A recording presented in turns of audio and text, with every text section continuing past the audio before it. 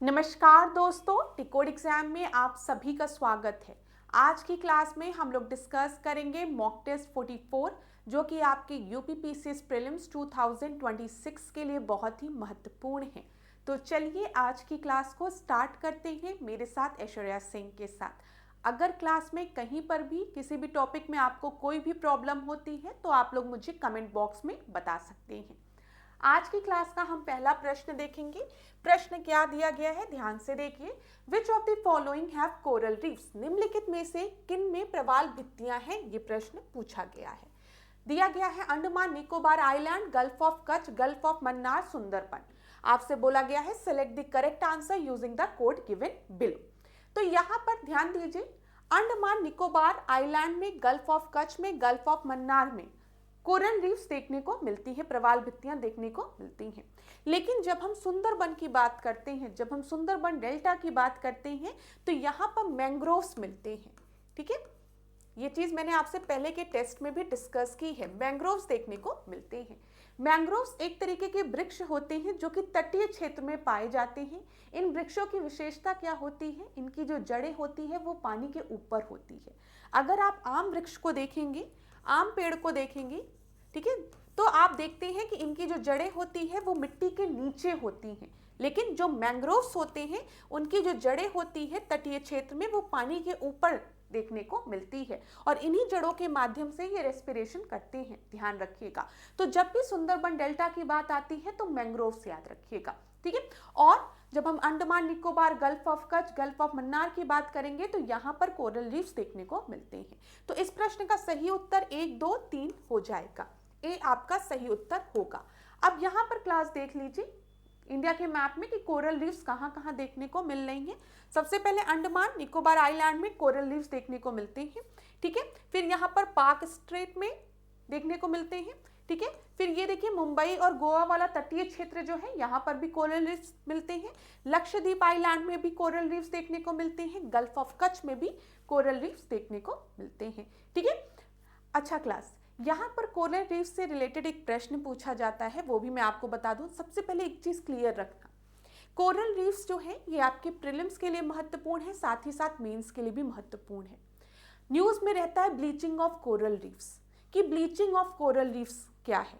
तो यहाँ पर जब आप कोरल रीफ्स पानी के अंदर देखेंगे तो ये विभिन्न विभिन्न कलर के आपको दिखते हैं, एक तरीके की चट्टानें होती हैं ये। ठीक है, कोरल रीफ्स में सिम्बायोटिक रिलेशनशिप देखने को मिलता है। सिम्बायोटिक रिलेशनशिप मतलब यहाँ पर कोरल और एल्गी, ध्यान से सुनना मेरी बात, जो कोरल पॉलिप्स हैं उनके अंदर, उन्हीं के ऊपर, उन्हीं के अंदर एल्गीज रहती हैं। ठीक है, अब जो एल्गीज हैं वो कोरल्स को ऑक्सीजन प्रोवाइड करती हैं, कार्बोहाइड्रेट प्रोवाइड करती हैं। ठीक है, और इसके बदले जो पॉलिप हैं वो एल्गीज को कार्बन डाइऑक्साइड प्रोवाइड करते हैं, न्यूट्रिएंट प्रोवाइड करते हैं। तो दोनों एक दूसरे को क्या बेनिफिट दे रही रहती हैं। तो हमेशा याद रखिएगा क्लास, जो पॉइंट मैं आपको बता रही हूँ मीन्स के लिए महत्वपूर्ण है।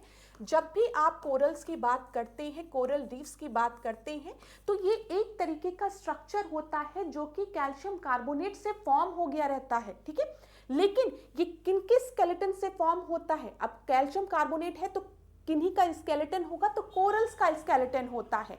और जब भी हम कोरल्स की बात करते हैं तो यहाँ पर पॉलिप और एल्गीज के बीच में एक सिम्बायोटिक रिलेशनशिप देखने को मिलता है। एल्गीज को आप प्लांट की तरह देख लो। अब आपको पता है कि प्लांट को क्या चाहिए? प्लांट को कार्बन डाइऑक्साइड चाहिए प्रकाश संश्लेषण क्रिया के लिए, फोटोसिंथेसिस प्रोसेस के लिए, और न्यूट्रिएंट चाहिए। ठीक है, अगर आप किसी पेड़ से पूछोगे, एक छोटे से माइक्रोस्कोपिक प्लांट से भी पूछोगे भाई तुम्हारी क्या रिक्वायरमेंट है फोटोसिंथेसिस क्रिया के लिए, प्रकाश संश्लेषण क्रिया के लिए, तो बोलेगा पेड़ छोटा सा ही क्यों ना हो भाई, हमको कार्बन डाइऑक्साइड चाहिए थोड़ा सा और थोड़ा सा न्यूट्रिएंट चाहिए। तो यहाँ पे जो पॉलिप्स होते हैं, जो एनिमल्स होते हैं, छोटे छोटे माइक्रोस्कोपिक एनिमल्स होते हैं, ये क्या करते हैं? इन प्लांट्स को, इन एल्गीज को, जिनको कि जूजेंथली कहते हैं, उनको न्यूट्रिएंट और कार्बन डाइऑक्साइड देते हैं। समझ में आया? और इसके बदले ये एल्गीज जो हैं इन पॉलिप्स को ऑक्सीजन देते हैं और कार्बोहाइड्रेट देते हैं। ठीक है, कार्बोहाइड्रेट देते हैं, ये चीज याद रखिएगा। और यही पॉलिप्स जो होते हैं जब ढेर सारे करोड़ों की मात्रा में एक जगह इकट्ठा होते हैं तो ये अपना स्केलेटन भी छोड़ते हुए चलते हैं, जिसकी वजह से एक रीफ फॉर्म हो जाता है जिसको कि कोरल रीफ कहते हैं। मैंने बहुत ही सरल शब्दों में आपको समझाने का प्रयास किया है, नहीं तो ये जो टॉपिक है वो एक लेक्चर लग जाता है समझाने में। बस हमेशा याद रखना, जब भी हम कोरल्स की बात करेंगे तो कोरल्स में यहाँ पर सिम्बायोटिक रिलेशनशिप देखने को मिलती है, जिसमें कि दोनों को बेनिफिट हो रहा है। किसको किसको? जो माइक्रोस्कोपिक एल्गी है जिसको कि जूजेंथली कहते हैं, और जो इस माइक्रोस्कोपिक एनिमल है जिसको कि पॉलिप कहते हैं। ठीक है, जो माइक्रोस्कोपिक एनिमल है वो एल्गीज को कार्बन डाइऑक्साइड प्रोवाइड कर रहा है, न्यूट्रिएंट प्रोवाइड कर रहा है, रहने के लिए घर दे रहा है कि भाई आओ मेरे ऊपर उगो, मुझे कोई दिक्कत नहीं है, रह सकते हो तुम मेरे ऊपर। और ये जो एल्गीज हैं इन पॉलिप को क्या दे रही है? कार्बन डाइऑक्साइड के बदले ऑक्सीजन दे रही है, क्योंकि एनिमल है, एनिमल को ऑक्सीजन की रिक्वायरमेंट है। ऑक्सीजन दे रही है, कार्बोहाइड्रेट दे रही है। ठीक है, ये चीज याद रखिएगा। और यहीं पर जब एल्गीज पॉलिप को छोड़कर जाने लगती हैं, मतलब छोड़ देती है अगर अपना स्थान, तो ये जो पॉलिप है ये आपके सफेद कलर के दिखने लगते हैं, जिसको कि हम कोरल ब्लीचिंग कहते हैं। पूछा जाता है कि कोरल ब्लीचिंग क्या प्रोसेस है? कोरल ब्लीचिंग प्रोसेस वही होता है जिसमें कि पॉलिप्स को एल्गीज छोड़कर चली जाती हैं। पानी का टेम्परेचर बढ़ा, एल्गीज नहीं सर्वाइव कर पाई तो पॉलिप को छोड़ दिया, तो अब ये जो पॉलिप हैं ये आपके कलरलेस अपीयर होने लगते हैं, व्हाइट कलर के अपीयर होने लगते हैं, और इसी को कोरल ब्लीचिंग कहते हैं। ठीक है, कहीं पर भी अगर दिक्कत होती है तो मुझे कमेंट बॉक्स में बताइएगा, लेकिन जो भी पॉइंट बताती हूँ ये बहुत महत्वपूर्ण पॉइंट होता है। प्रीलिम्स या मेंस कहीं पर भी प्रश्न पूछा जाता है तो हमेशा याद रखिएगा, कोरल्स का जो कलर होता है ना, वो कलर्स उनको ये एल्गीज इम्पार्ट करती है, ये एल्गीज देती है। और जब भी पानी का टेम्परेचर थोड़ा सा भी बढ़ता है तो ये एल्गीज कोरल्स को छोड़ देती हैं अपने स्थान को, जिसकी वजह से जो कोरल्स है, जो पॉलिप्स हैं, वो आपके किस तरीके के अपीयर होने लगते हैं? व्हाइट कलर के अपीयर होने लगते हैं, और उसी को कोरल ब्लीचिंग कहते हैं। ठीक है, इतना सफिशिएंट है। अगर कहीं पर भी डाउट हुआ होगा तो मुझे बताना जरूर। देखो क्लास, मैं हमेशा कहती हूँ, अभी मैं देख रही हूँ कि आप लोग अभी बहुत सुस्त पड़े हुए हो। लेक्चर्स मैं भी थोड़ा धीमे धीमे ले रही हूँ, क्योंकि जब रिस्पॉन्स थोड़ा सा कम आता है तो टीचर्स को भी लग रहा है कि कोई फायदा नहीं है लेक्चर का, ऐसा हमें भी प्रतीत होता है। ठीक है, तो लेकिन अभी जब पेपर आएगा तो आप लोग बहुत ज़्यादा परेशान होने लगोगे कि मैम और रिवीजन कराइए, और रिवीजन करिए। आज ही से रिवीजन करो ना, क्यों नहीं रिवीजन करना? जब अगर इस एग्जाम में अपीयर होना ही है तो फिर क्यों अपने साथ बेईमानी कर रहे हो रोज 1 घंटे पढ़ाई करके? मैं एक चीज आपसे हमेशा कहूंगी, वफादार रहो। सबसे पहले खुद के प्रति वफादार रहो। जो खुद के प्रति वफादार नहीं है वो जीवन में किसी के प्रति भी कभी भी वफादार नहीं हो सकता है। अपने प्रति वफादार होने का मतलब क्या है कि अपना जो लक्ष्य निर्धारित किया है उस लक्ष्य के प्रति पूरा समर्पित रहो, एंड पुट योर 100%। ठीक है, और जो इंसान अपने लक्ष्य को नहीं हासिल कर पाता है फिर वो जीवन में हर जगह अपने कायरता का परिणाम वो देता है, प्रमाण देता रहता है, वो हर चीज छोड़कर भागता रहता है। तो अगर आपने डिसाइड किया है कि मुझे ये एक चीज अचीव करनी है, ये टारगेट मुझे पीसीएस में अपीयर होना है, तो पढ़ो, उतना पढ़ो जितनी उसकी रिक्वायरमेंट है, क्योंकि लोग पढ़ रहे हैं। आपकी 1 घंटे की पढ़ाई से कुछ भी नहीं होगा क्लास, ये चीज याद रखिएगा। अब चलो इस प्रश्न को देखो, चंपारण सत्याग्रह के बारे में नीचे दिए गए कथनों में से कौन सा कथन आपका करेक्ट है? ये बोला गया है, it was related to indigo cultivation, it started because European plantation owner oppressed the landlord. अच्छा, यह नील की खेती से संबंधित था। ठीक है, चंपारण सत्याग्रह के बारे में आप सभी को पता है। चंपारण सत्याग्रह जो था, महात्मा गांधी का योगदान था इसमें, ये सारी चीजें पता है। जब महात्मा गांधी लखनऊ सेशन में गए थे तो उनसे राजकुमार शुक्ल की मुलाकात होती है। राजकुमार शुक्ल महात्मा गांधी को अवगत कराते हैं कि बिहार में एक स्थान है चंपारण, जहां पर किसानों से जोर जबरदस्ती करके नील की खेती कराई जा रही है। ठीक है, उन्हें एक्सप्लॉइट किया जा रहा है। और फिर महात्मा गांधी चंपारण विजिट करते हैं, चंपारण सत्याग्रह होता है। ये सारी चीजें आप सभी को पता होगी, ये बिल्कुल सही है। इसकी शुरुआत इसलिए हुई थी क्योंकि यूरोपियन बागान मालिकों ने जमींदार का दमन किया था। अब जमींदारों का दमन किया था, ये सब कहाँ पर है? यहाँ पर तो बेचारे किसान थे जिन्होंने एक एग्रीमेंट साइन किया था यूरोपियन डीलर से, यूरोपियन प्लांटर से, कि हम अपने खेत में क्या उगाएंगे? नील की खेती करेंगे। लेकिन मार्केट में आपकी आर्टिफिशियल डाई आने की वजह से इंडिगो की डिमांड जो थी वो घटने लगी थी ना, इंडिगो की डिमांड घटने लगी थी और यूरोपियन प्लांटर्स को अब क्या हो रहा था? लॉस हो रहा था। अब ये लॉस तो सफर कर नहीं सकते थे, तो ये लॉस भी ये किससे लेना चाह रहे थे? अपने लॉस को भी ये प्रॉफिट में बदलना चाह रहे थे, किसानों से ये अपने लॉस को भरपाई करना चाह रहे थे। और बेचारे किसान यहाँ पर अब चाहते थे कि जब आ गई है जर्मन की सिंथेटिक डाई आ गई है मार्केट में और इंडिगो की नील की डिमांड कम हो रही है, तो आप एक काम करिए, हमें हमारी जमीन दे दीजिए, हम उस पर फिर से दोबारा से अपने अनाज उगाए।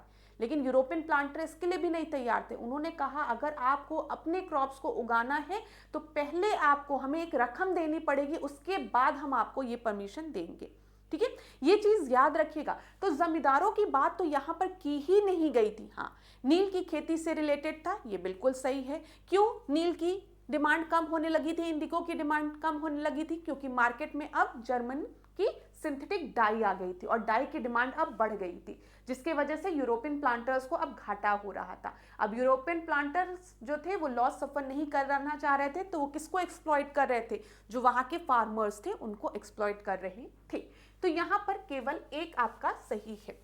हमेशा याद रखिएगा क्लास, जो भी इंपॉर्टेंट पॉइंट आपको बताती हूँ, जैसे आपको राजकुमार शुक्ल का नाम याद रखना है। राजकुमार शुक्ल की मुलाकात महात्मा गांधी से 1916 के लखनऊ सेशन में हुई थी, जहां पर उन्होंने महात्मा गांधी को अवगत कराया था नील के किसानों से, चंपारण के किसानों से, ठीक है, और नील खेती से अवगत कराया था। यहाँ पर एक दो और इम्पॉर्टेंट पॉइंट जैसे आपकी परीक्षा में पूछा जा सकता है कि कौन कौन महात्मा गांधी के साथ था, किन्होंने महात्मा गांधी का सहयोग किया था चंपारण सत्याग्रह में? तो राजेंद्र प्रसाद, गोरख प्रसाद आचार्य, ब्रज किशोर, ठीक है, फिर नरहरि पारिक, महादेव देसाई, जिनका नाम मैं सर्कल कर रही हूं उनका नाम याद रखिएगा, महत्वपूर्ण है। जैसे राजेंद्र प्रसाद का, महादेव देसाई का, जेबी कृपलानी का, अनुग्रह नारायण सिन्हा का और मजहर हक, ठीक है, इनका नाम आप याद रखिएगा। खासकर राजेंद्र प्रसाद का, महादेव देसाई का, जेबी कृपलानी का, अनुग्रह नारायण का। हो सकता है परीक्षा में इस तरीके से प्रश्न पूछ ले कि चंपारण सत्याग्रह में महात्मा गांधी के साथ जवाहरलाल नेहरू या मोतीलाल नेहरू थे, तो आपको याद रहेगा ना, नहीं ये लोग नहीं थे। जब हम बात करते हैं राजेंद्र प्रसाद की, उन्होंने सहयोग किया था, ठीक है, वो थे, और साथ ही साथ महादेव देसाई और जेबी कृपलानी का नाम तो आपको याद रखना है। तो नोट करते हुए चलिए क्लास, परीक्षा में प्रश्न इसी तरीके से पूछा जाता है, ठीक है। अब देखो, special provision given in article 371U of the constitution of India related to which state? Jammu and Kashmir, Jharkhand, Mizoram, Nagaland. तो किससे रिलेटेड है आर्टिकल 371U आपको बताना है। तो याद रखिएगा आर्टिकल 371U जो है वो मिजोरम से रिलेटेड है। सी आपका सही उत्तर है। क्लास, यहां से भी आपके परीक्षा में प्रश्न पूछे जाते हैं, तो ध्यान में रखिएगा। सबसे पहले जब हम बात करते हैं आर्टिकल 371 की, तो इसमें महाराष्ट्र और गुजरात की बात की गई है। आर्टिकल 371 किससे रिलेटेड है? Special provision with respect to the state of Maharashtra and Gujarat. फिर आर्टिकल 371A किससे रिलेटेड है? यहां पर हम स्पेशल प्रोविजन की बात करते हैं नागालैंड से रिलेटेड, ठीक है। फिर बी में हम असम की बात करते हैं, सी में मणिपुर की बात करते हैं, और ध्यान रखिएगा डी और ई अगर आप ध्यान से देखोगे तो ये आंध्र प्रदेश से रिलेटेड है। यहाँ पे तेलंगाना भी है, ठीक है, आंध्र प्रदेश से रिलेटेड है, ठीक है। फिर उसके बाद एफ में सिक्किम की, जी में मिजोरम की, एच में अरुणाचल प्रदेश की, आई में गोवा की और जे में कर्नाटक की। परीक्षा में प्रश्न पूछा जाता है आर्टिकल 371 से, तो ध्यान रखिएगा क्लास। वैसे एक तरीका है, अगर आप चाहें तो याद कर सकते हैं नमाज मग, ठीक है, नमाज मग करके ऐसे नमाज,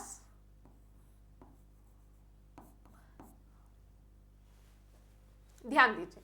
लेकिन आप अपना बेटर ट्रिक बना सकते हैं। ये तो एक छोटा सा ट्रिक था जो याद करने के लिए मैंने बताया था पहले के स्टूडेंट को, नमाज मग करके।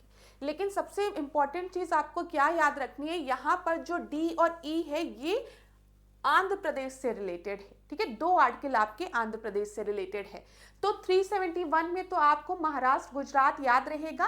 फिर देखो ए में क्या है, नागालैंड है, ठीक है, फिर बी में क्या है, असम है, फिर देखो यहाँ पर सी में क्या है, मणिपुर है, ठीक है।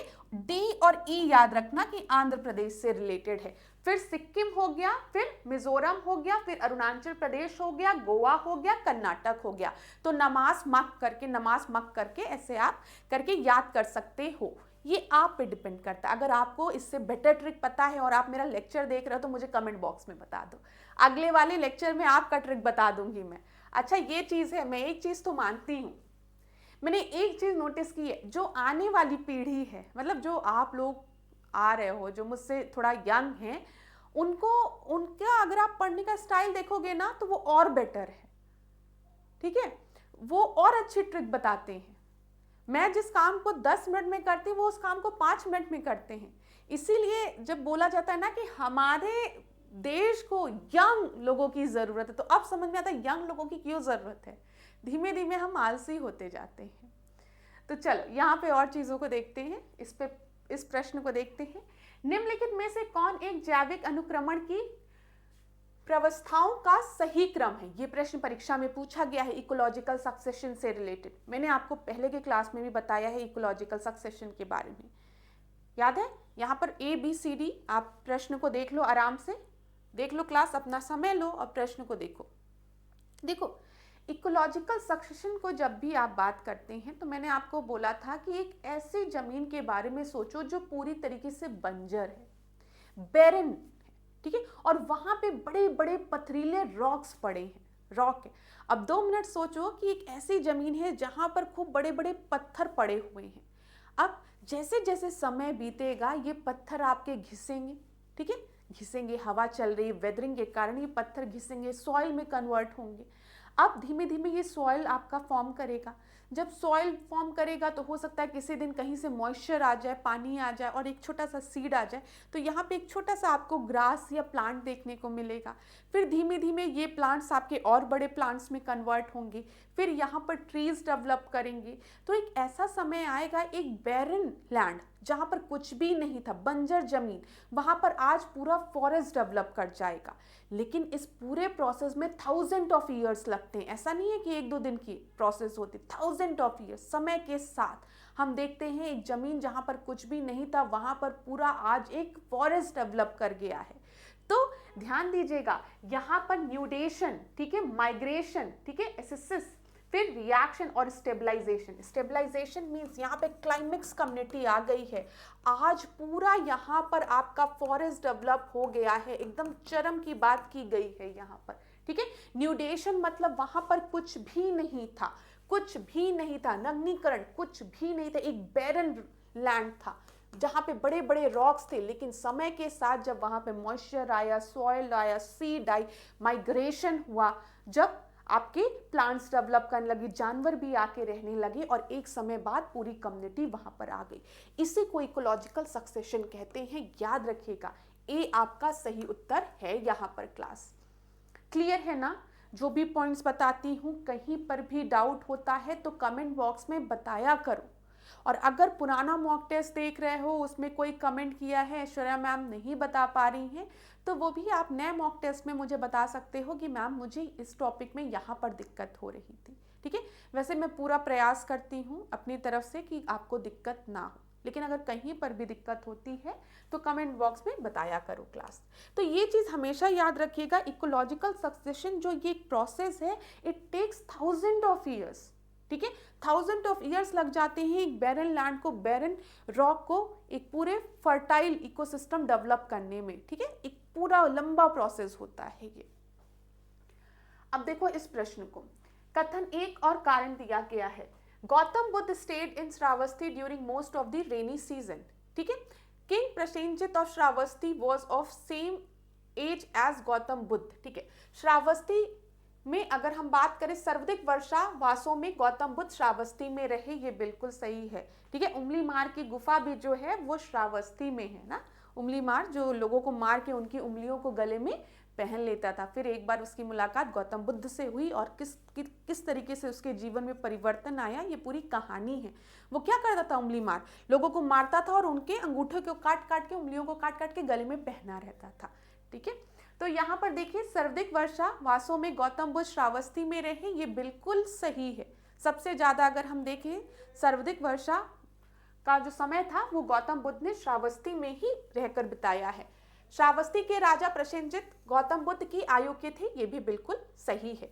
यहाँ पर दोनों ही स्टेटमेंट आपके बिल्कुल सही है, लेकिन व्याख्या नहीं कर रहा है एक दूसरे की, तो बी आपका सही उत्तर हो जाएगा। ठीक है, यहाँ पर अगर हम देखें श्रावस्ती में गौतम बुद्ध 21 वर्ष तक यहाँ पर इन्होंने वास किया, ध्यान रखिएगा। चलो अगला प्रश्न हम देखें, इस प्रश्न को देखिए, छठवें प्रश्न को। With reference to the dugong sea cow, a mammal found in India, which of the following statement are correct? It is a herbivorous marine animal. ठीक है, यह एक शाकाहारी समुद्री जानवर है। यह भारत के पूर्व समुद्र तट के साथ साथ पाया जाता है। यह भारत के पूरे समुद्री तट के साथ साथ पाया जाता है। इसे वन्यजीव संरक्षण अधिनियम 1972 की अनुसूची के अधीन, अनुसूची 1 के अधीन विधिक संरक्षण दिया गया है। ठीक है, डुगोंग। अब देखो क्लास, इस प्रश्न को ध्यान से दो, यहाँ पे देखो क्या लिखा है, सी काउ लिखा है डुगोंग में। सी काउ मतलब हम समुद्र की बात करें, पानी की बात कर रहे हैं, और काउ क्या है, हर्बीवोरस है, शाकाहारी है ना, शाकाहारी जानवर है काउ ना। तो सी काउ की बात कर रहे हैं, मतलब ये जो जानवर है वो पानी के अंदर रहता है और ये शाकाहारी है। तो यहाँ पर ध्यान से देखो, यह एक शाकाहारी समुद्री जानवर है, जो कि बिल्कुल सही है। ठीक है, यह भारत के पूरे समुद्र तट के साथ साथ पाया जाता है, नहीं ये गलत है आपका। अगर पूरे समुद्र तट के साथ, पूरे कोस्टल एरियाज में ये पाए जाते हैं, आपने डुगोंग के बारे में इतना मतलब जनरली नहीं सुना होगा, तो ये आपका गलत है यहाँ पर ये statement. It is given legal protection under schedule 1 of the wild life protection act 1972, ये सही है। यहाँ पर आपका सही उत्तर 1 और 3 हो जाएगा, ध्यान से देखिएगा। यहाँ पर देखिए ये डुगोंग है, अगर आपको दिख रहा होगा तो डुगोंग है, और अगर आपने अभी तक नहीं देखा है डुगोंग को तो एक बार आप प्लीज इसको देखिएगा जरूर, नेट पे सर्च करिएगा डुगोंग के बारे में। अगर हम डुगोंग की बात करें, इसे समुद्री गाय कहा जाता है, ये हर्बीवोरस होती है, शाकाहारी होती है, बिल्कुल सही है। लेकिन ये जो है ये मन्नार की खाड़ी में मुख्यतः पाई जाती है, ये याद रखिएगा, ना कि पूरे समुद्री तट पर, ये ध्यान रखिएगा। ठीक है, इसके अलावा अगर देखें कुछ संख्या में, थोड़े बहुत नंबर में, ये कच्छ की खाड़ी, अंडमान द्वीप समूह और मालाबार तट के समुद्र में भी पाई जाती है। ठीक है, और डुगोंग को वन्यजीव संरक्षण अधिनियम 1972 की अनुसूची 1 के अधीन संरक्षण दिया गया है।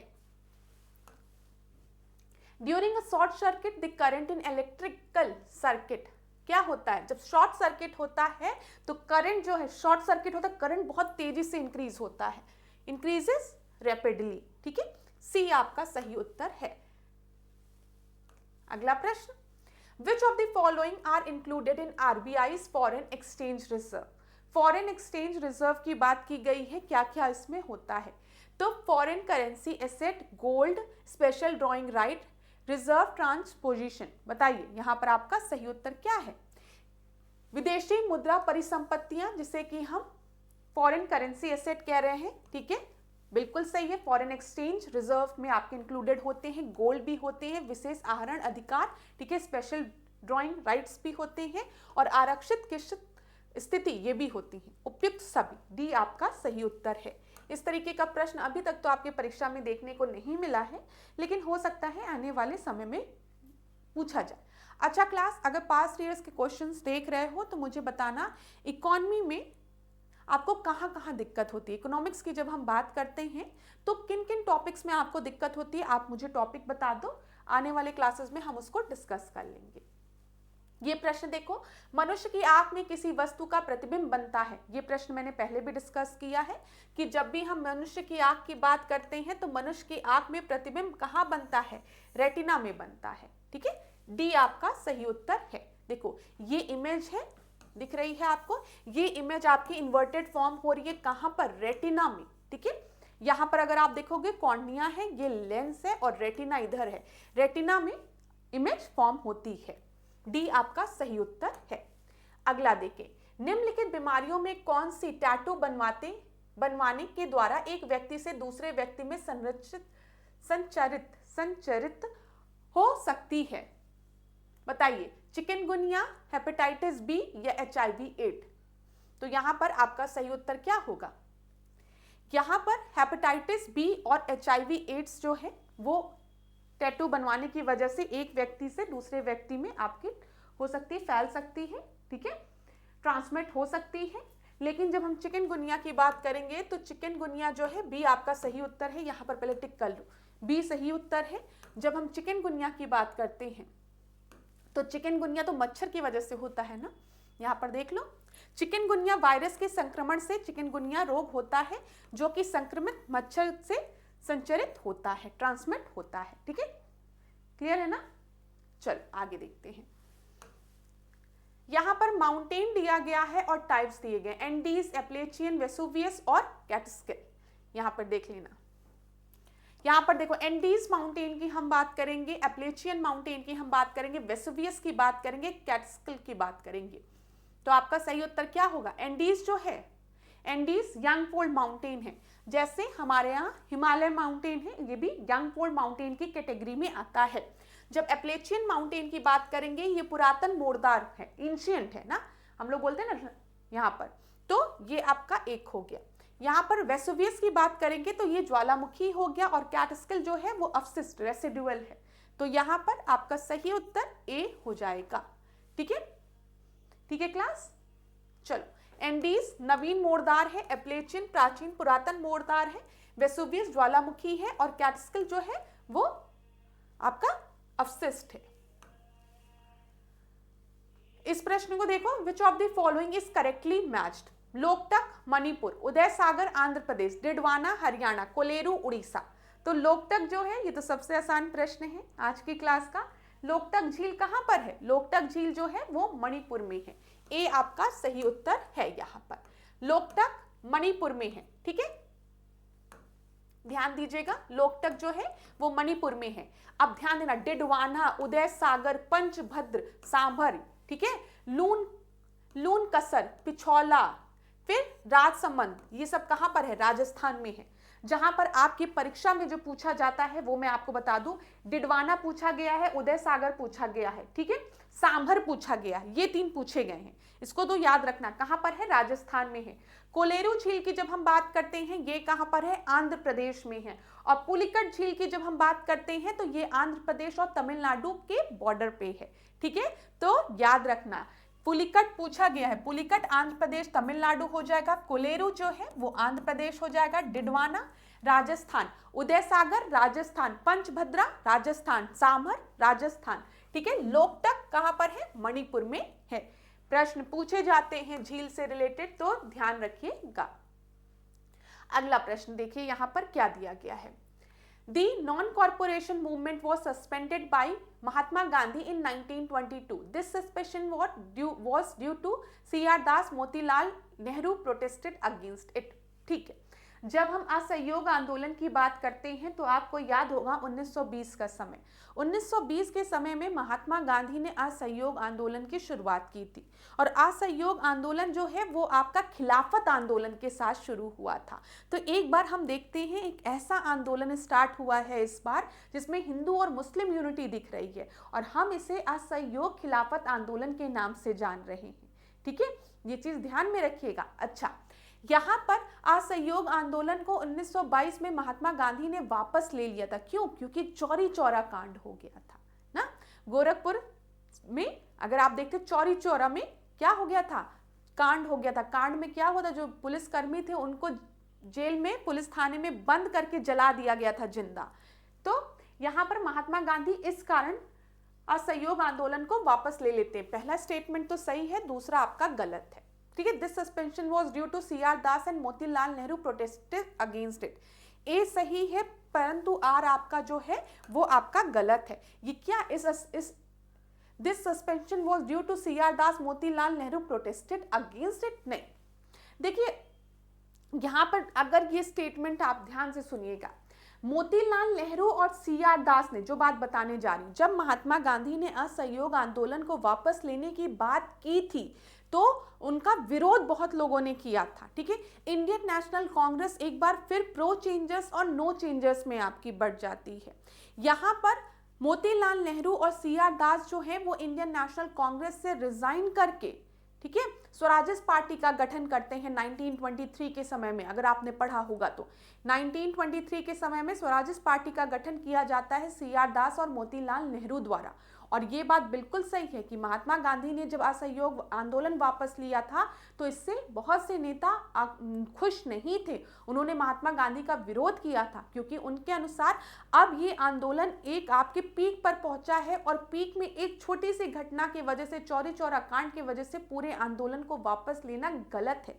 इस वजह से विरोध किया गया था, जिसके चलते मोतीलाल नेहरू और CR दास रिजाइन कर देते हैं। ये बिल्कुल सही है और स्वराजिस्ट पार्टी का गठन करते हैं 1923 में। लेकिन इसमें देखो क्या लिखा, इस स्थगन का CR दास और मोतीलाल नेहरू द्वारा विरोध किया गया था। हाँ, ये ठीक है, ठीक है, हाँ, विरोध तो किया ही गया था उनके द्वारा, ठीक है। ये रीजन तो नहीं है, दोनों स्टेटमेंट आपके बिल्कुल सही हैं, ठीक है।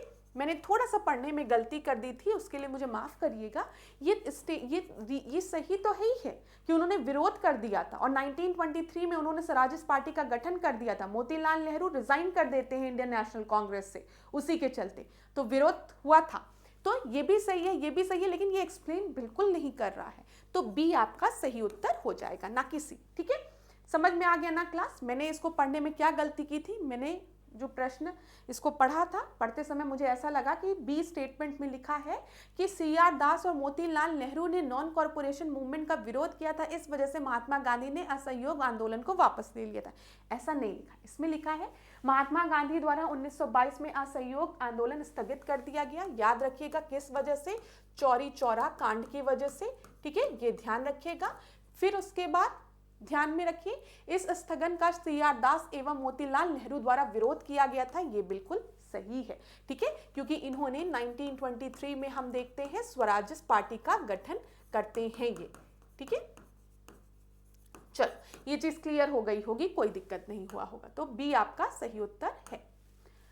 अगला प्रश्न हम देखें, which of the following words were added to the preamble of Constitution of India by Constitutional Amendment 1976 के तहत कौन कौन से शब्दों को जोड़ा गया था? तो सोशलिस्ट, सेकुलर, इंटीग्रिटी, फ्रैटर्निटी दिया गया है यहाँ पर।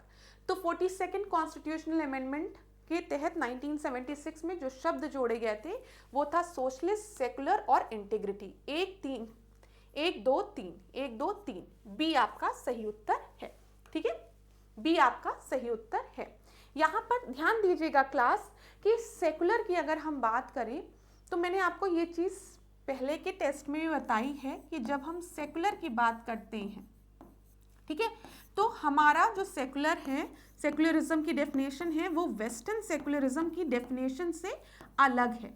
वेस्टर्न सेकुलरिज्म की डेफिनेशन की अगर हम बात करेंगे तो यहाँ पर स्टेट और रिलीजन में डाइवोर्स है, ठीक है, स्टेट और रिलीजन में क्या है, डाइवोर्स है। मतलब स्टेट के मैटर में रिलीजन का कोई भी हस्तक्षेप नहीं होगा, पूरा अलग अलग है, दोनों को डाइवोर्स कर दिया गया है। लेकिन जब हम इंडिया के कंटेक्स्ट में पढ़ेंगे तो यहाँ पर डाइवोर्स नहीं है, यहाँ पर बल्कि बोला गया स्टेट जो है वो सारे रिलीजन को इक्वली ट्रीट करेगा, ये बोला गया है, ठीक है। दोनों को अलग अलग विषय में नहीं रखा गया, अलग अलग स्पेयर में नहीं रखा गया है। यहाँ पर बोला गया है जो स्टेट है वो किसी भी रिलीजन को ऐसा नहीं, कम ज्यादा नहीं, इक्वली ट्रीट करेगा, equal treatment of all religion की बात यहाँ पर की गई है, ठीक है क्लास, ये चीज क्लियर हो गई होगी। और हम देखते हैं 42nd कॉन्स्टिट्यूशनल अमेंडमेंट के तहत समाजवादी, पंथ निरपेक्ष और अखंडता शब्द जोड़ा गया था प्रीएम्बल में। 15 प्रश्न को देखते हैं, यहाँ पर क्या दिया गया है। There is a serious problem of environmental degradation in the world. The main reason for this problem is degradation of soil and forest. ठीक है, बिल्कुल, क्या दिक्कत है इसमें? अगर हम बात करें वर्ल्ड में environmental degradation हो रहा है, ठीक है, पर्यावरण अवक्रम की गंभीर समस्या उत्पन्न हो रही है। यहाँ पर ध्यान दीजिए, यहाँ पर इस समस्या का प्रमुख कारण जो है मिट्टी एवं वनों का अवक्रमण है, ठीक है। अब देखते हैं, ए आपका ट्रू है, आर आपका फॉल्स है। आर क्यों फॉल्स है भाई? रीजन हम कह सकते हैं कि इन्वायरमेंटल डिग्रेडेशन का एक मुख्य कारण ये भी है कि सॉइल और जो लैंड डिग्रेड हो रहा है, फॉरेस्ट डिग्रेड हो रहे हैं। बोथ आर ट्रू कहा जा सकता है। A is false but R is true, ठीक है, ए फॉल्स नहीं है भाई, ए ट्रू ही है। इन्वायरमेंटल डिग्रेडेशन एक सीरियस प्रॉब्लम है, ये चीज क्लियर है, ठीक है। फिर दिया गया the main reason for this problem is degradation of soil, A is true but R is only partially true. अच्छा ठीक है, देखो अब इन्वायरमेंटल डिग्रेडेशन की बात कर रहे हो, ठीक है, तो उसके पीछे हम कह सकते हैं एक कारण आपका सॉइल और फॉरेस्ट डिग्रेडेशन है, सॉइल पॉल्यूशन है, हम कह सकते हैं। लेकिन वाटर पॉल्यूशन, एयर पॉल्यूशन, ठीक है, एयर की क्वालिटी भी तो आपकी डिग्रेड कर रही है, ग्लोबल वार्मिंग, पृथ्वी का जो टेम्परेचर है वो बढ़ता जा रहा है, वो भी इन्वायरमेंटल डिग्रेडेशन के लिए रिस्पॉन्सिबल है। ग्लोबल वार्मिंग की वजह से, ग्रीन हाउस गैसेस के अत्यधिक एमिशन की वजह से पृथ्वी गर्म हो रही है, ग्लेशियर मेल्ट हो रहे हैं, ठीक है, बायोडाइवर्सिटी लॉस हो रहा है। तो खाली सॉइल एंड फॉरेस्ट को हम एकदम नहीं कह सकते, लेकिन हाँ कहा भी जा सकता है। तो थोड़ा अलग तरीके का प्रश्न था, इसका डी आप सही मार्क करके आइएगा। सही है परंतु आंशिक रूप से ही सही है, या फिर बी भी हो सकता है कि दोनों को हम सही कह सकते हैं, लेकिन मेन रीजन बोल दिया है इस वजह से इसको नहीं मानेंगे, ठीक है, बी को नहीं मानेंगे, डी को मानेंगे। मेन रीजन में तो आपके ग्रीन हाउस गैसेस भी हो सकती है, ओजोन डिप्लीशन भी हो सकता है, कई चीजें हो सकती हैं, तो डी इसलिए सही माना गया है। चलो अब इस प्रश्न को देखो, which two of the following four kings has equally friendly relationship with Vardhaman, Mahavir and Gautam Buddha. बताइए यहाँ पर आपका सही उत्तर क्या हो जाएगा। बोला गया है, पढ़िए इसको, निम्नलिखित चार राजाओं में से किन दो के वर्धमान, महावीर और गौतम बुद्ध के साथ समान मैत्रीपूर्ण संबंध थे। मैत्रीपूर्ण संबंधों की यहाँ पर बात की गई है, तो यहाँ पर आपका सही उत्तर क्या हो जाएगा आपको बताना है। मगध का बिंबिसार, कौशल का प्रसेनजित, अवंती का प्रबोध, मगध का अजातशत्रु। अभी मैंने आपको कुछ चीजें बताई थी पहले के उसमें कि गौतम बुद्ध ने सबसे ज्यादा समय कहाँ पर व्यतीत किया, सबसे ज्यादा अगर हम देखें वर्षा का समय कहाँ पर व्यतीत किया है, श्रावस्ती में व्यतीत किया है ना। तो बताइए यहाँ पर आपका सही उत्तर क्या हो जाएगा। बुद्ध एवं महावीर की बात यहाँ पर की गई है, तो यहाँ पर आपका सही उत्तर जो है वो है मगध के बिंबिसार और अजातशत्रु, ठीक है, ध्यान दीजिएगा, मगध का बिंबिसार और मगध के अजातशत्रु के साथ इनके मैत्रीपूर्ण संबंध थे, ठीक है, दोनों की बात की गई है, इस वजह से बी आपका सही उत्तर हो जाएगा। बुद्ध एवं महावीर के मगध राज बिंबिसार एवं अजातशत्रु के साथ मैत्रीपूर्ण संबंध थे। इसके अतिरिक्त कौशल का शासक प्रसेनजित था, जो बुद्ध का अनुयायी एवं मित्र था, ठीक है, कौशल की बात करते हैं, प्रसेनजित की बात करते हैं, तो वो बुद्ध का अनुयायी था। यहाँ पे बुद्ध और महावीर दोनों की बात की गई थी, इस वजह से थोड़ा सा चेंज हुआ है, ठीक है क्लास। चलो आगे देखें अगला प्रश्न, एंटीबॉडीज की बात यहाँ पर की गई है। एंटीबॉडीज आपकी प्रोड्यूस होती है from platelets, red blood cell, RBC की बात की गई है, लिम्फोसाइट्स की बात की गई है, इओसिनोफिल्स की बात की गई है। तो यहाँ पर आपका सही उत्तर क्या होगा। जब भी हम डब्ल्यूबीसी की बात करते हैं तो हम बात क्या करते हैं, इम्यूनिटी की बात करते हैं, ठीक है, तो यहाँ पर याद रखिएगा लिम्फोसाइट आपका सही उत्तर होगा।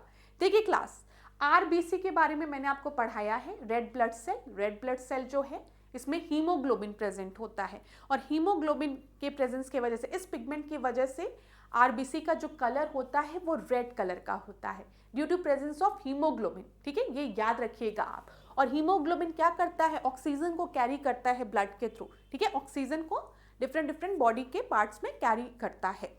जब हम डब्ल्यूबीसी की बात करते हैं तो ये कलरलेस होते हैं, क्योंकि इसमें पिगमेंट्स नहीं होते हैं, ये याद रखिएगा। लेकिन डब्ल्यूबीसी जो है वो इम्यूनिटी प्रोवाइड करता है, तो इम्यूनिटी हमें कहाँ से मिलती है, एंटीबॉडीज से मिलती है, और यहाँ पर आपका सही उत्तर क्या होगा, लिम्फोसाइट होगा, ये ध्यान रखिएगा, ठीक है। एंटीबॉडी का निर्माण लिम्फोसाइट से होता है। शरीर में एंटीजन अणुओं के प्रकटन की प्रक्रिया स्वरूप दूसरे प्रोटीन अणुओं का संश्लेषण होता है, ठीक है, ये चीज मैंने आपको बता दी है, यहां पर ध्यान रखिएगा। चलो आगे बढ़ते हैं, अगला हम देखें इस प्रश्न को, देखिए यहां पर 18th को, यहां पर आपको अरेंज करना है इन एग्रीमेंट्स को क्रोनोलॉजिकल ऑर्डर में। Convention on migratory species, convention on international trade in endangered species of wild life, fauna and flora and fauna, international plant protection convention IPPC, international treaty on plant genetic resource for food and agriculture. चलिए इसको chronological order में arrange करिए और बताइए यहाँ पर आपका सही उत्तर क्या हो जाएगा। बताइए क्लास, ये 18 प्रश्न है। यहां पर आपका सही उत्तर क्या होगा? सी जो है वो आपका सही उत्तर होगा। इसको आप यहां पर देखिए।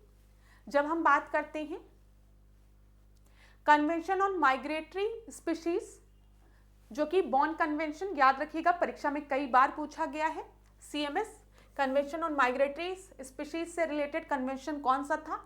बॉन कन्वेंशन था, जिसको कि एडमिनिस्टर किसने किया था? यूनेप ने, यूनाइटेड नेशन एनवायरनमेंट प्रोग्राम ने। ठीक है, अडॉप्ट कब हुआ था? 1979 में। फोर्स में कब आया था? 1983 में। ठीक है, याद रखिएगा। इंडिया का अगर स्टेटस देखें तो इंडिया इसका पार्ट है। फिर साइट्स की बात करते हैं। Convention on international trade in endangered species of wild life, flora and fauna की बात की गई है। फ्लोरा एंड फौना की 1973, 1975। ये आपका कौन एडमिनिस्टर करता है? यूनेप एडमिनिस्टर करती है।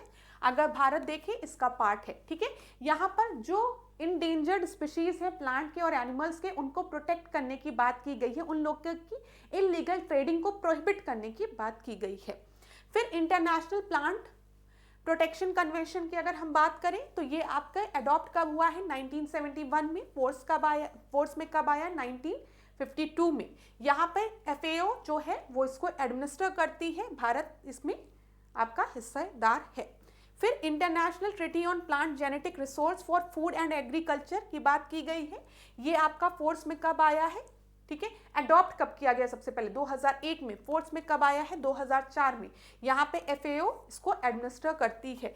ठीक है, भारत इसमें पार्टी है, तो याद रखिएगा। तो यहाँ पर देखिए, एक चीज अगर आपको पता होती, जब हम बात कर रहे हैं इंटरनेशनल प्लांट प्रोटेक्शन कन्वेंशन की, तो ये आपके 1951-1952 का समय है ये। ठीक है, ध्यान दीजिएगा क्लास। तो आप आराम से इस प्रश्न को कर लेते अगर आपको 3 के बारे में पता होता। सी आपका सही उत्तर है। ठीक है, अगर आपको स्क्रीनशॉट लेना है तो आप इसका स्क्रीनशॉट ले लीजिए, आराम से पढ़ लीजिएगा।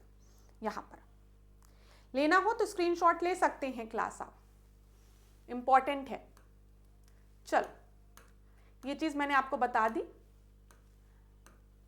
इस प्रश्न को देखो, 19th प्रश्न को क्या दिया गया है? पका हुआ भोजन रेफ्रिजरेटर में अपेक्षाकृत लंबे समय तक परिरक्षित किया जा सकता है। Cooked food can be preserve for a relatively long time in the refrigerator because moisture content of food decreases at low temperature. There are some chemical in the refrigerator that destroy the germs. Germs become inactive at low temperature. Germs are destroyed at a low temperature. अब अक्सर आपने देखा होगा जब गर्मियों की शादी होती है तो खाना बहुत जल्दी खराब हो जाता है, लेकिन वहीं अगर ठंडियों में शादी है तो खाना काफ़ी लंबे समय तक चलता है, बासी लोग खा लेते हैं ना। अब हम लोग के यहाँ तो बासी खाया जाता है, कोई दिक्कत नहीं है। तो यहाँ पर क्यों खाया जाता है? क्योंकि खाना खराब नहीं होता है। ठीक है, यही तो रीज़न होता है ठंड में। तो यहाँ पर जो जर्म्स होते हैं वो आपके इनएक्टिव हो जाते हैं। क्या लिखा गया है? The germs become inactive at low temperature. इस वजह से ज़्यादा समय तक जो खाना है वो फ्रिज में आपके खराब नहीं होता है। तो सी आपका सही उत्तर हो गया। सी जो है वो सही उत्तर है। अब 20वें प्रश्न को देखते हैं। यूनेस्को विश्व धरोहर स्थल के अद्यतन के अनुसार काजीरंगा टाइगर रिजर्व हाल ही में किस कारण से समाचार में था? ये थोड़ा न्यूज से रिलेटेड प्रश्न है आपका। ठीक है, ये करंट का प्रश्न है, तो इसको पढ़िए। काजीरंगा की बात की गई है। सबसे पहले आपको पता होना चाहिए काजीरंगा नेशनल पार्क कहाँ पर है? असम में है। ठीक है, काजीरंगा नेशनल पार्क जो है वो किस लिए फेमस है बताओ? काजीरंगा नेशनल पार्क जो है वो वन हॉर्न राइनासोरस, एक सींग वाले गैंडे के लिए फेमस है। ये सारी चीजें पता है ना। काजीरंगा किस लिए, कहाँ पर है? असम में है। किस लिए फेमस है? वन हॉर्न राइनासोरस के लिए। ठीक है, एक सींग वाले गैंडे के लिए। तो ये आपका रिसेंटली न्यूज में इसलिए था क्योंकि UNESCO conducted a rapid biodiversity survey documenting species across 36 genera. ठीक है, तो बी आपका सही उत्तर है। यहाँ पर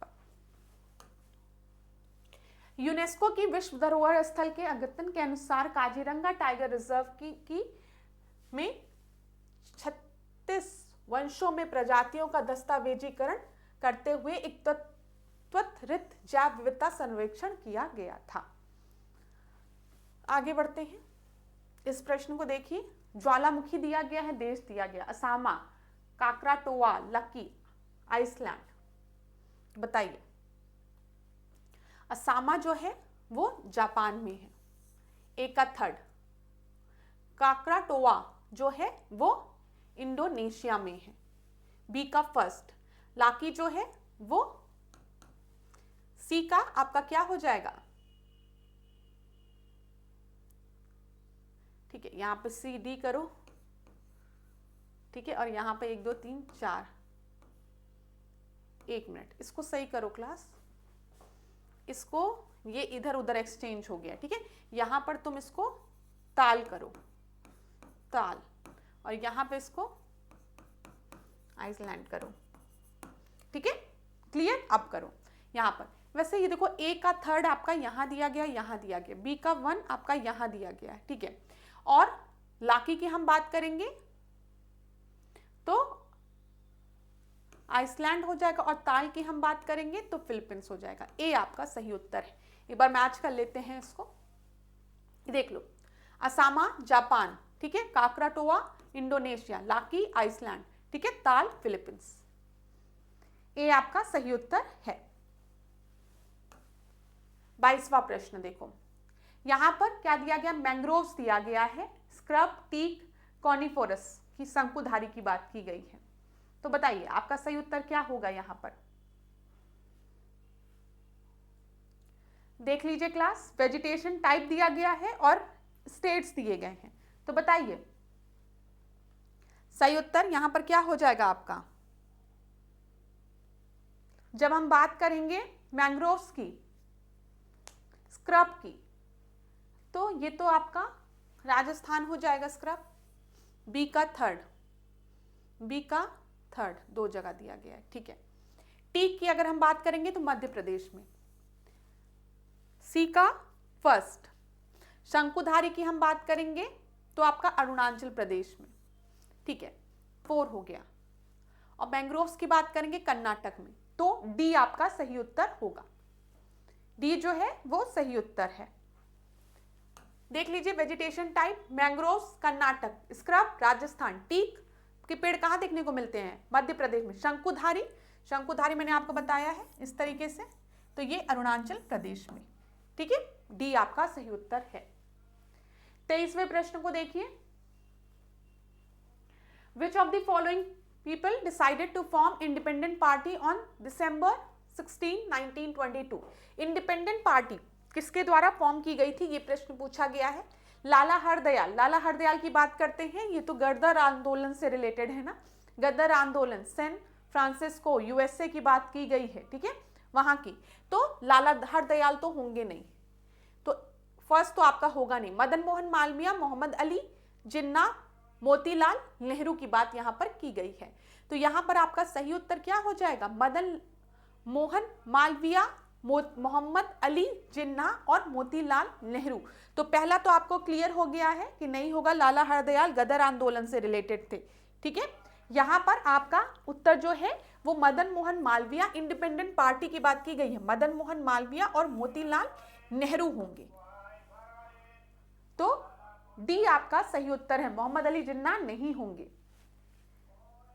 तो देखिए यहां पर 16 दिसंबर 1922 को इंडिपेंडेंट पार्टी बनाने का निर्णय मदन मोहन मालवीय और मोतीलाल नेहरू ने लिया था। मोतीलाल नेहरू ने CR दास के साथ मिलकर 1 जनवरी 1923 को स्वराज पार्टी का गठन किया था, ये चीज मैंने आपको बता दी है। गांधी जी विधान परिषद का सदस्य बनने एवं उसकी कार्रवाई में बाधा पहुंचाने की नीति के विरोध थे।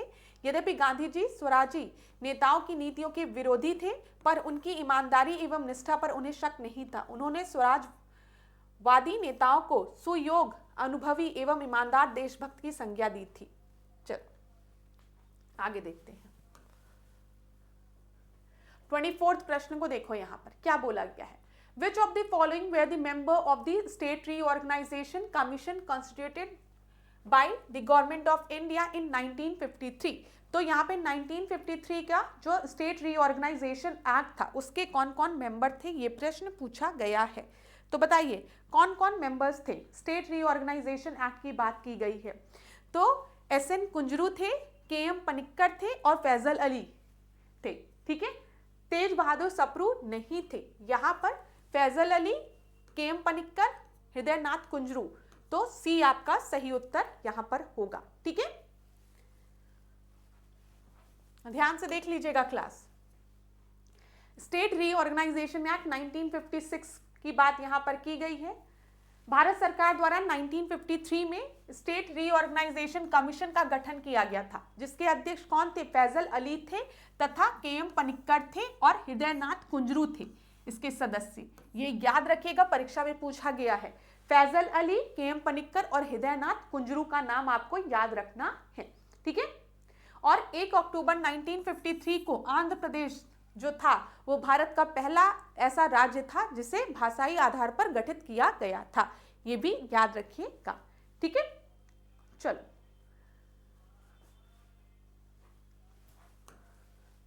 अगला प्लस प्रश्न देखें। साइलेंट वैली परियोजना निम्नलिखित में से किस राज्य से संबंधित है?